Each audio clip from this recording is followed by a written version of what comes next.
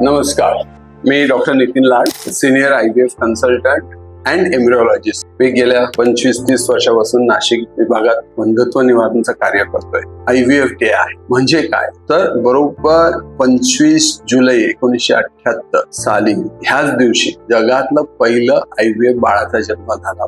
त्या बाळाचं नाव Lewis brown आणि त्या निमित्ताने असंख्य ज्यांना मुलबाळ नाही अशा जोडप्यांना पहिल्यांदा आशेचा किरण दिसला.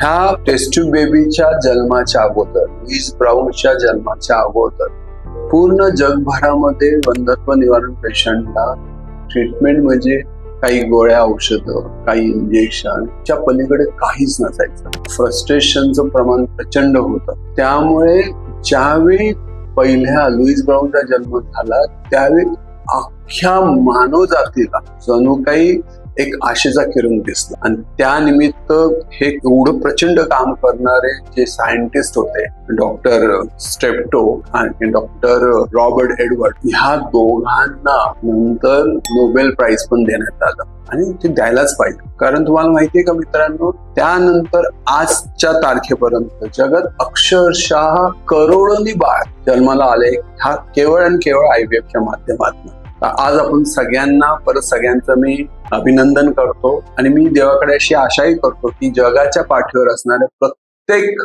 वंध्यत्व बाधित जोडप्यांना त्यांची इच्छा पूर्ण व्हावी ही मी देवाकडे प्रार्थना करतो. नमस्कार.